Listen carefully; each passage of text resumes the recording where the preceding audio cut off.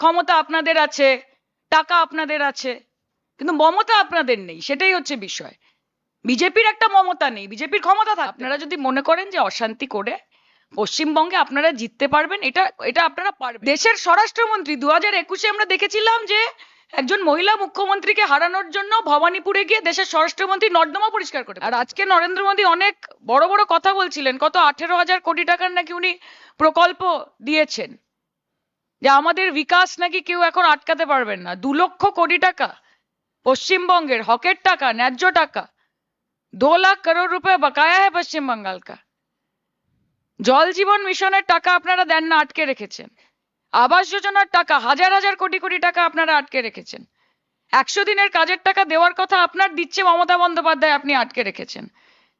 এখন ইলেকশনে সর্বশিক্ষা অভিযানের টাকা আপনারা আটকে রেখেছেন, মিড ডে মিলের টাকা আপনারা আটকে রেখেছেন। 2 লক্ষ কোটি টাকার কাছে 18,000 কোটি টাকার আপনারা এখন ললিপপ ধরিয়ে দিয়ে বলছেন যে আমরা পশ্চিমবঙ্গের পাশে আছি। এইগুলো বাংলার মানুষ খুব ভালো মতো বুঝে গেছে। এবং উনি আজকে অনেক কিছু বলছিলেন, আমি কয়েকটা ডেটা আপনাদেরকে শুধু দিতে চাই। বাংলার মানুষ জানে, যারা একটু টেক স্যাভি, যারা একটু নেট স্যাভি, যারা একটুখানি দেশের চর্চা করেন, দেশের রাজনীতির চর্চা করেন, বিজেপি শাসিত রাজ্যের যে কি অবস্থা এই গোটা ভারতবর্ষে, সেটা তারা খুব ভালো মতো জানেন। আপনারা আমাদেরকে বেকারত্বের ওপর, যে यहाँ पे लाख लाख युवाएं सब पलायन कर रहे हैं, तो देश से कितने लोग पलायन कर रहे हैं उसका हिसाब है आपके पास? আপনারা যদি আনএমপ্লয়মেন্ট রেট দেখেন, বেকারত্ব, তাহলে প্রথম দেখবেন যে Uttarakhand 8.9% unemployment, Andhra Pradesh 8.2% unemployment, Kerala 8%, Rajasthan rural unemployment 7.4%, urban unemployment 13.7%, পশ্চিমবঙ্গের সর্বনিম্ন বেকারত্বের হার 3.7%, মধ্যপ্রদেশে 7,500 কনস্টেবল পোস্টের জন্য 9,76,000 লোক অ্যাপিয়ার করেছে। আপনি আমাদেরকে জ্ঞান দেবেন যে পশ্চিমবঙ্গে বেকারত্বের হার বাড়ছে? আপনি এখানে তৃণমূলকে বলছেন কাটমানি না নিলে তৃণমূলের সংসার চলে না, নিজেরা একেবারে দুর্নীতির পাহাড়ের চূড়োর ওপর বসে আছেন। আপনারা আমাদেরকে দুর্নীতির কথা বলবেন? সর্বোচ্চ স্ক্যাম ইলেকটোরাল বন্ড 8,400 কোটি টাকা, ব্যবসায়ী প্রতিষ্ঠানদেরকে ইডি সিবিআই নানান রকম এজেন্সির ভয় দেখিয়ে তাদের কাছ থেকে টাকা তোলেন। বড় বড় কথা বলেন স্কিল ইন্ডিয়ার ব্যাপারে, 14,000 কোটি টাকার উপর ফ্রড। এই যে জল জীবন মিশন 16,839 কোটি অ্যাডিশনাল এক্সপেন্স দেখিয়েছে, 7,000-এরও বেশি কমপ্লেন জমা পড়েছে। রাফায়েল ডিফেন্স ডিল স্ক্যাম, 36 খানা এয়ারক্রাফটের জন্য 41,205 কোটি টাকা পেমেন্ট করা হয়েছে। শুধুমাত্র নরেন্দ্র মোদী এবং ভারতীয় জনতা পার্টির শাসনকালে 66,000 কোটি টাকার ব্যাংক ফ্রড হয়েছে। সাধারণ মানুষ, মধ্যবিত্ত মানুষ, গরিব মানুষের ব্যাংকের টাকা নীরব মোদী, মেহুল চোকসি, বিজয় মাল্যার মতো লোকেরা মেরে বিদেশে গিয়ে বিরিয়ানি খাচ্ছেন। নরেন্দ্র মোদী কিছু করতে পারছে না, আমাদেরকে দুর্নীতি নিয়ে আপনি জ্ঞান দিচ্ছেন। আর মহিলার সুরক্ষা যখন উনি বলেন তখন আমাদের হাসি পায়, কারণ top 5 most unsafe সিটিজ, top 5 most unsafe রাজ্যের মধ্যে 4টেই হচ্ছে বিজেপি শাসিত রাজ্য। আগে উত্তরপ্রদেশ দেখুন, হাতরাস দেখুন, বালিয়া দেখুন, সাহারানপুর দেখুন, মুজফ্ফরনগর দেখুন, আহমেদাবাদ চলে যান, সুরাত দেখুন, বানাসকাঁঠা দেখুন, বারোজ দেখুন, মধ্যপ্রদেশ দেখুন, তারপর আমাদেরকে বলবেন। আপনাদের শাসনকালে 46%, বিগত 10 বছরে 46% মহিলাদের ওপর অত্যাচারের ঘটনা বেড়েছে।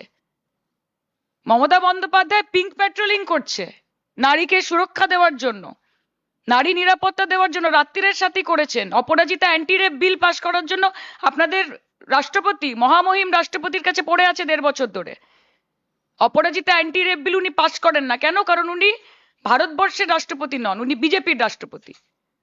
পাছে অপরাজিতা অ্যান্টি রেপ বিল পাশ হয়ে গেলে মমতা বন্দ্যোপাধ্যায়ের একটু নাম হয়ে যায়, সেই ভয় একটা বিল যেটা অত্যন্ত জরুরি নারী নিরাপত্তার জন্য, সেটাকে আটকে রেখে দিয়েছেন।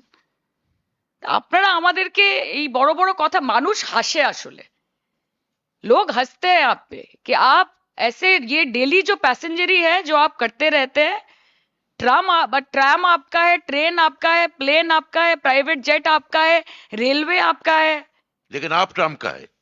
लेकिन वो तो ट्रम्प का। सुनिए, सबसे बड़ी बात है कि आपको महत्वपूर्ण विषयों पर चर्चा नहीं करनी है, आप सीनाजोरी पश्चिम बंगाल में आके दिखा रहे हैं।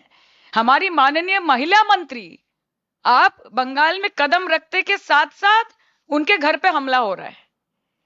तो यहां पे आपका 56 इंच का सीना हमको दिख रहा है, लेकिन डोनाल्ड ट्रंप के सामने नहीं दिख रहा है कि एक दूसरे देश का राष्ट्रपति हमको आके बोल रहा है कि हम किससे तेल खरीदेंगे, हम कितने पैसे में खरीदेंगे, कितने दिनों के अंदर खरीदेंगे, किससे दोस्ती करेंगे, किससे दुश्मनी करेंगे, ये ट्रंप आके हमको बोलेगा।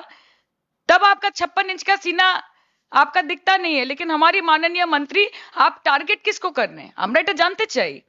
আপনারা যদি মনে করেন যে অশান্তি করে পশ্চিমবঙ্গে আপনারা জিততে পারবেন, এটা এটা আপনারা পারবেন না। আপনাদের কোনো ন্যারেটিভ কাজ করছে না। আপনারা সব চেষ্টা করে নিয়েছেন, ইডি করে নিয়েছেন, সিবিআই করে নিয়েছেন, এনআইএ করে নিয়েছেন, আইটি করে নিয়েছেন।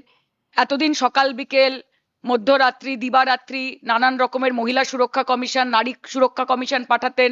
এখন সর্বোচ্চ commission, election commission of India. Election commission of India is not the election commission of India. Election commission of India is the election commission of the ভারতীয় জনতা পার্টি। এখন ইলেকশন কমিশন হচ্ছে ভারতীয় জনতা পার্টির, মহামহিম রাষ্ট্রপতিজি হচ্ছেন ভারতীয় জনতা পার্টির রাষ্ট্রপতি, আর পার্লামেন্টটাকে তো একটা পার্টি অফিস বানিয়েই ফেলেছে। কাজে যাই করুন না কেন, বাংলার ক্ষেত্রে এইসব কাজ হবে না, আপনাদের এসব কথা চলবে না। আজকে উনি কৃষকদের কথা, আমি ছোট্ট করে শেষ করব, উনি কৃষকদের কথা বলছেন। কৃষক আন্দোলনের সময় 700-র ওপরে কৃষক মারা গেছেন। 2 ঘন্টা দূরে উনি দিল্লিতে বসেছিলেন, উনি একবার গেছেন ওখানে। আজকে আলু চাষিদের ওপর ওনার ভীষণ দরদ উঠছে। ওনাকে যারা ব্রিফিং দেয় তারা হয়তো ওনাকে ব্রিফ দিতে ভুলে গেছে যে মমতা বন্দ্যোপাধ্যায়ের সরকার আলু সংগ্রহ প্রকল্পকে চালু রেখেছে। 950 টাকা করে ন্যূনতম সহায়ক দেওয়া হচ্ছে তাদেরকে। হিমঘরের ব্যবস্থা করা হয়েছে। ছোট আলু যারা চাষ করে তাদের জন্য 30% রিজার্ভেশন রাখা হয়েছে। এটা মোদিজির সরকার করছে না, এটা মমতা বন্দ্যোপাধ্যায়ের সরকার করছে। আর পাল্টানো দরকার। পাল্টানো কি দরকার? আপনাদের স্ট্র্যাটেজি পাল্টানো দরকার।